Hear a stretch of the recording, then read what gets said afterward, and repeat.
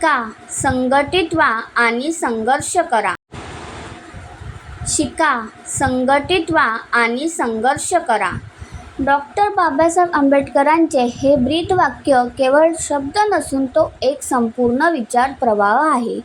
हे ऐतिहासिक घोषवाक्य डॉक्टर बाबासाहेब आंबेडकरांनी 18 आणि 19 जुलै 1942 रोजी नागपूर येथे झालेल्या all India depressed classes conference मध्ये दिले होते आणि या परिषदेत त्यांनी सुमारे 70,000 लोकांच्या जनसमुदायाला संबोधित केले होते. शिक्षण म्हणजे केवळ पदव्यांचा कागद नव्हे. बाबासाहेबांना अपेक्षित असलेले शिक्षण हे माणसाला स्वतःच्या गुलामगिरीची जाणीव करून देणारे होते. आज आपण साक्षर झालो आहोत, पण सुसंस्कृत झालो आहोत का? आजचा माणूस शिकून स्वतःचा विचार करतोय, पण समाजाचा विसर पडला आहे. खऱ्या अर्थाने शिकलेला तोच जो ज्ञानाचा दिवा लावून दुसऱ्यांचा अंधार दूर करतो. फायदा संपला की तू कोण आणि मी कोण ही प्रवृत्ती म्हणजे संघटनेचा अभाव आहे. बाबासाहेबांनी विषमतेविरुद्ध लढण्यासाठी एकजूट होण्याचे आवाहन केले होते. आज आपण फक्त थिरकण्यासाठी आणि जयंतीच्या मिरवणुकीत एकत्र येतो, पण वैचारिक संकटाच्या वेळी मात्र विखुरलेले असतो. संघटित होणे म्हणजे विचारांनी, नीतीने आणि एकमेकांच्या प्रगतीसाठी खांद्याला खांदा लावून उभे राहणे होय. संघर्ष म्हणजे केवळ रस्त्यावरची लढाई नव्हे, तर तो स्वतःच्या उणिवाविरुद्ध आणि समाजातील अन्यायाविरुद्ध केलेला वैचारिक लढा आहे. आज आपण एकमेकांशी संघर्ष करण्यापेक्षा आपल्यातील अज्ञान, व्यसनाधीनता आणि स्वार्थीपणाविरुद्ध संघर्ष करणे काळाची गरज आहे.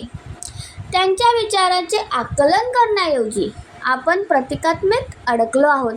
डीजेच्या दणदणाटात बाबासाहेबांचा शिका, संघटित व्हा आणि संघर्ष करा हा शब्द कुठेतरी हरवत चालला आहे. लग्नात किंवा सणासुदीला आनंदासाठी डीजे लावण्याच्या अनेक संधी मिळतील, पण महापुरुषांची जयंती ही आत्मपरीक्षणाची वेळ आहे. आपण ज्या गुलामगिरीतून बाहेर पडलो तिथे पुन्हा वैचारिक कचऱ्यात पडू नये, हीच त्यांना खरी आदरांजली ठरेल. डोक्यावर घेऊन नाचण्यापेक्षा विचार डोक्यात घेऊन प्रगत होणे. बाबासाहेबांना एक असा समाज घडवायचा होता जो स्वाभिमानी, सुशिक्षित आणि कर्तृत्ववान असेल.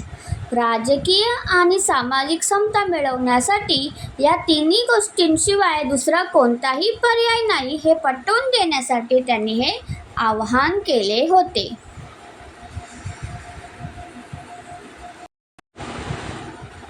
मनाला लागलेली ओढ ही प्रगतीची पहिली पायरी आहे. तर बाबासाहेब आंबेडकर यांचे हे सुप्रसिद्ध विचार त्यांच्या शिका, संघटित व्हा आणि संघर्ष करा या मूळ मंत्रांशी आणि प्रज्ञेच्या जागृतीशी निगडीत आहे.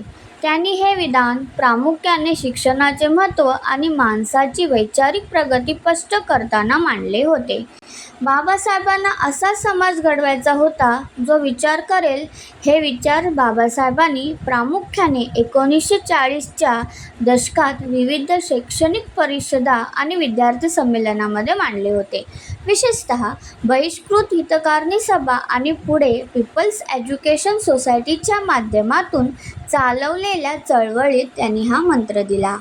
त्या काळी समाज अज्ञानाच्या आणि लाचारीच्या अंधारात होता. जोपर्यंत माणसाला स्वतःची प्रगती करण्याची आंतरिक ओढ किंवा तहान लागत नाही, तोपर्यंत तो गुलामगिरीच्या बेड्या तोडणार नाही हे त्यांना ठाऊक होते. ही ओढ म्हणजे स्वाभिमानाची जागृती होती. त्यांच्या मते माणसाने केवळ पोटासाठी जगू नये, तर आपल्याला मनाला आणि बुद्धीला उन्नत करण्यासाठी सातत्याने धडपड करावी. जोपर्यंत माणसाला स्वतःच्या उद्धाराची आंतरिक तहान लागत नाही, तोपर्यंत तो गुलामगिरीच्या बेड्या तोडू शकणार नाही हे उमजून त्यांनी हा प्रज्ञेचा मंत्र दिला. आजच्या युगात मनाला लागलेली ओढ ही प्रगतीची पायरी ठरण्याऐवजी केवळ भौतिक लालसेचा एक मार्ग बनली आहे. बाबासाहेबांच्या वैचारिक वारशातील शील आणि विवेक आजच्या प्रगतीच्या शर्यतीत कुठेतरी हरवत चाललेला असून प्रगती केवळ नावापुरती उरली आहे. प्रत्यक्षात कर्मातील निष्ठेचा दुष्काळ जाणवत आहे. शिक्षणाचा उपयोग आत्मोद्धारासाठी करण्याऐवजी तो केवळ स्वार्थाच्या प्रगतीसाठी एक साधन म्हणून वापरला जात आहे. ही स्थिती म्हणजे जणू गगनात धरती मावत असतानाही धरतीला मात्र प्रगतीची अशी विसंगत ओढ लागली आहे, जिथे विस्तार तर होतोय, पण जीवनाचा मूळ गाभा मात्र हरवत चालला आहे. कालची ओढ प्रज्ञाच्या जागृतीसाठी होती, आजची ओढ प्रेयसाच्या प्राप्तीसाठी आहे. बाबासाहेबांनी दिलेली प्रगतीची पहिली पायरी चढताना आपण त्यावरील शीलाचा हात सोडला, म्हणूनच आज प्रगती केवळ नावात दिसते, पण मानवी मूल्यात दिसत नाही. धरतीला लागलेली ही प्रगतीची ओढ जर पुन्हा एकदा विवेकाच्या वाटेने गेली तरच खऱ्या अर्थाने बाबासाहेबांचे विचाराचे सोने होईल आणि माणसाचे मन खऱ्या अर्थाने उन्नत होईल. ग्रंथासारखा दुसरा कोणताही मित्र नाही. पुस्तकेच आपल्याला खरी दिशा दाखवतात. बाबासाहेबांनी समाजाला प्रगतीचा मार्ग दाखवताना अत्यंत मोलाचे विधान केले होते. ग्रंथासारखा दुसरा कोणताही मित्र नाही. पुस्तकेच आपल्याला खरी दिशा दाखवतात. त्यांच्यासाठी ग्रंथ हे केवळ कागदाचे संच नव्हते, तर ते क्रांतीचे शस्त्र आणि अज्ञानाच्या अंधारातून प्रकाशाकडे नेणारा एकमेव मार्ग होता. त्यांनी राजगृह उभे केले, ते केवळ निवासासाठी नाही, तर हजारो ग्रंथाच्या रूपाने ज्ञानाचे एक जिवंत विद्यापीठ तिथे वसले होते. त्यांच्या मते जो माणूस वाचतो तोच प्रगल्भ विचार करतो आणि जो विचार करतो तोच गुलामगिरीच्या शृंखला तोडून स्वतःची नवी दिशा शोधू शकतो.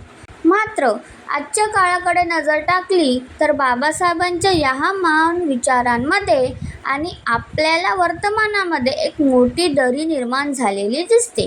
आज ग्रंथ हे ज्ञानाचे भांडार मानले जाण्याऐवजी केवळ अडगळीच्या वस्तू बनत चालल्या आहेत. आजच्या पिढीला स्वतःची बुद्धी वापरून सत्याचा शोध घेण्यापेक्षा आयते आणि झटपट मिळवण्याची चटक लागलेली आहे. एकेकाळी जिथे ज्ञानाची गंगा वाहत होती, ती जुनी ग्रंथालये आज मोडकळीस आली आहेत. नवीन ग्रंथालय बांधण्याचा ध्यास कोणालाही उरलेला नाही आणि आहे ती समृद्धी टिकून ठेवण्याची कोणाला पर्वा नाही. प्रत्येकाला स्पून फीडिंगची सवय झाली असून स्वतंत्र वैचारिक घुसळण करण्याऐवजी कोणाच्या तरी सांगण्यावरून चालणे सोयीचे वाटते. एकदा माणूस जर मनापासून वाचन करत असेल तर त्याला देण्याऐवजी आला मोठा शाना, वाचून काय दिवे लावणार, असा टोमणा मारून त्याचे खच्चीकरण केले जाते. ज्ञानापेक्षा अज्ञानाचा उदो होताना दिसतो. एक काळ असा होता की पुस्तके वाचून माणसे महामानव बनली आणि आजचा काळ असा आहे की जिथे ज्ञानाच्या अफाट संधी समोर असूनही माणूस स्वतःची प्रज्ञा गहाण ठेवून वावरत आहे. सर्व काही मोबाईलमध्ये सामावले आहे. या भ्रमात आजचा माणूस वावरत आहे. या आभासी जगाने पुस्तकाशी असलेले जिवंत नाते पूर्णपणे तोडले आहे. बाबासाहेबांनी ग्रंथांना मित्र मानले होते, पण आज आपण त्या निष्ठावान मित्राला पारखे झालो आहोत. ही वैचारिक विसंगती आजच्या समाजाच्या बौद्धिक अधोगतीचे जिवंत लक्षण आहे. बाबासाहेबांच्या विचारांची मशाल खऱ्या अर्थाने पेटवण्यासाठी केवळ त्यांचे नाव घेणे पुरेसे नाही, तर त्यांनी जपलेली ग्रंथमैत्री पुन्हा जिवंत करणे ही काळाची गरज आहे.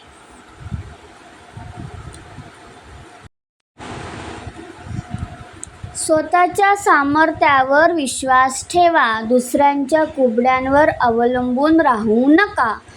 डॉक्टर बाबासाहेब आंबेडकरांचा हा विचार केवळ एक सुविचार नसून तो स्वाभिमानाने जगण्याचा एक मूलमंत्र आहे.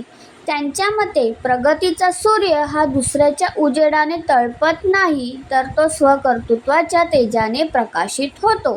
आपल्याकडे असलेल्या बुद्धिमत्तेचा आणि कष्टाचा वापर करून स्वतःचा मार्ग स्वतः शोधणे हाच खऱ्या स्वातंत्र्याचा अर्थ आहे. जर आपण सतत दुसऱ्यांच्या मदतीवर अवलंबून राहिलो तर आपण कायमचे मानसिक गुलाम बनू. बाबासाहेबांनी हीच लाचारी तोडण्याची मागणी केली आणि सांगितले की लाचारी सोडा आणि स्वाभिमानाने उभे राहा. त्यांनी स्वतःच्या आयुष्यातून हे सिद्ध केले की केवळ कष्टाने आणि बुद्धीने मिळवलेले अस्तित्वच टिकून राहते. त्यांच्या दृष्टीने जो दुसऱ्याच्या आधारावर जगतो तो मानसिक गुलामगिरीच्या बेड्यांनी जकडलेला असतो. परंतु आजच्या युगातील परिस्थिती अगदी भिन्न आहे. आजची पिढी वडिलांच्या नावाचा किंवा घरातील संपत्तीचा वापर करून स्वतःचे अस्तित्व निर्माण करण्याऐवजी सोयीस्कर मार्गाने जगणे पसंत करत आहे. जो समाज किंवा व्यक्ती दुसऱ्याच्या मदतीची वाट पाहते ती आपले नैसर्गिक कर्तृत्व गमावून बसते. कुबड्या शरीराला सावरतीलही पण मनाला लाचार बनवतात. आकाशात झेप घेण्यासाठी पक्षाला स्वतःच्याच पंखाची गरज असते, दुसऱ्याच्या पंखाने उडता येत नाही. प्रगतीच्या शिखरावर पोचण्यासाठी दुसऱ्यांच्या मेहरबानीच्या कुबड्या वापरणे म्हणजे स्वतःच्या अधोगतीला निमंत्रण देणे होय. बाबासाहेबांनी या विचारातून शोषितांना भिक्षेकरी नव्हे तर कर्ते होण्याची दीक्षा दिली. आजच्या युगात अनेक जण स्वतःची क्षमता सिद्ध करण्याऐवजी दुसऱ्याचा वापर करून आपले काम साधून घेतात. हे करताना त्यांना स्वतःच्या कर्तृत्वावर विश्वास नसतो, म्हणूनच ते शॉर्टकट शोधतात.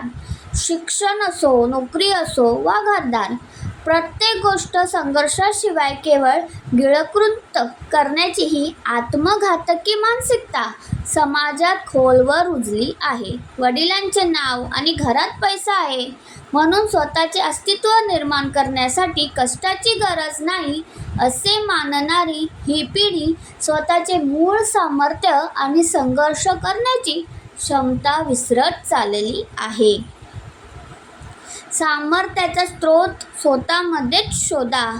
बाबासाहेबांनी ज्यांना स्वाभिमानाने जगण्यासाठी पाय दिले ती पिढी आज पुन्हा सोयीच्या कुबड्या शोधण्यात मग्न आहे. हे चित्र बाबासाहेबांच्या संघर्षाला छेद देणारे आहे, कारण स्वतःचे अस्तित्व निर्माण करण्याची जिद्द संपली की माणसाचे सामर्थ्य शून्य होते.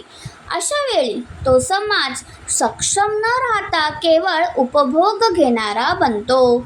स्वतःचे सामर्थ्य सिद्ध केल्याशिवाय मिळालेले यश हे केवळ एक मुखवटा आहे आणि हा मुखवटा ज्या दिवशी गळून पडेल त्या दिवशी त्या व्यक्तीकडे स्वतःचे असे काहीच उरलेले नसेल.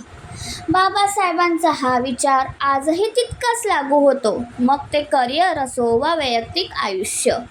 कोणाकडून सवलतीची भीक मागण्यापेक्षा आपले हक्क आणि आपले स्थान स्वसामर्थ्यावर मिळवण्या इतपत स्वतःला समर्थ बनवणे हीच बाबासाहेबांना खरी आदरांजली ठरेल.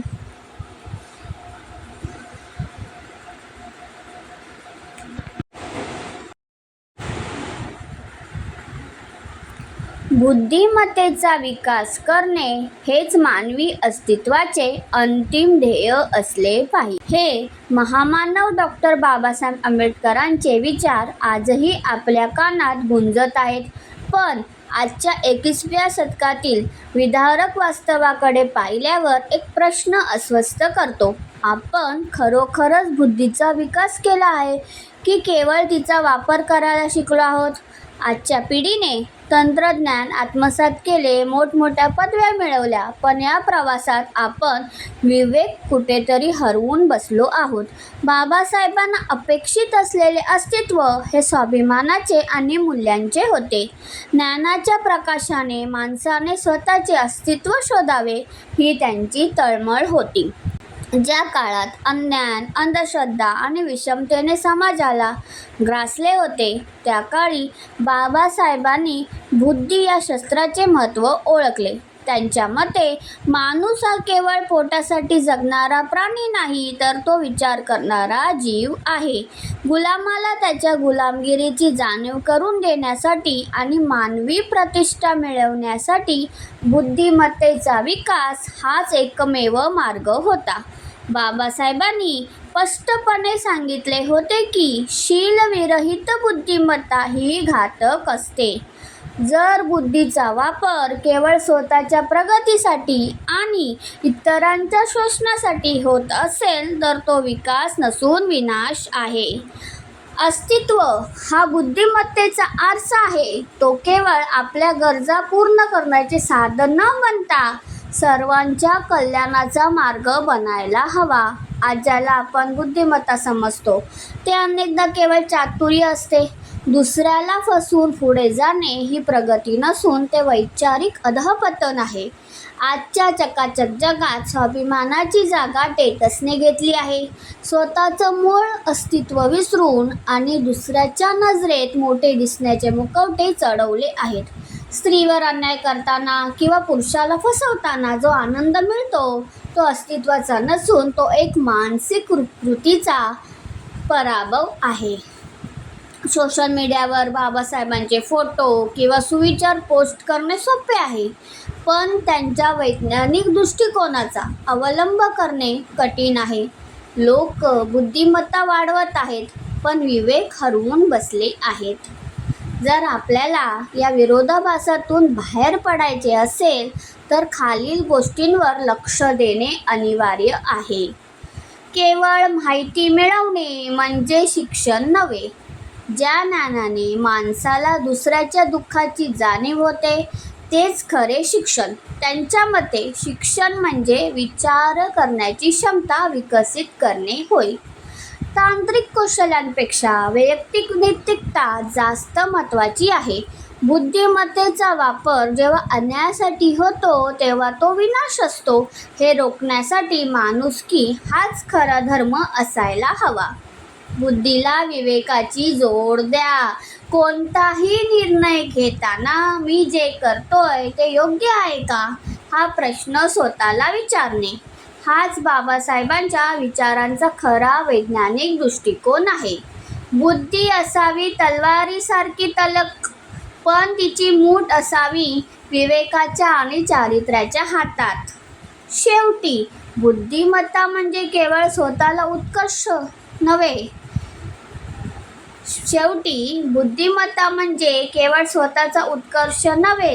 बुद्धिमत्तेचा विकास हा समाजातील न्याय, समता आणि बंधुभाव प्रस्थापित करण्यासाठी झाला पाहिजे. ज्या दिवशी आपली बुद्धी स्वतःच्या अहंकाराच्या भिंती तोडून समाजाच्या कल्याणासाठी खुले आकाश बनेल, त्या दिवशी आपण खऱ्या अर्थाने बुद्धिमत्तेच्या विकासाचे ध्येय साध्य करू.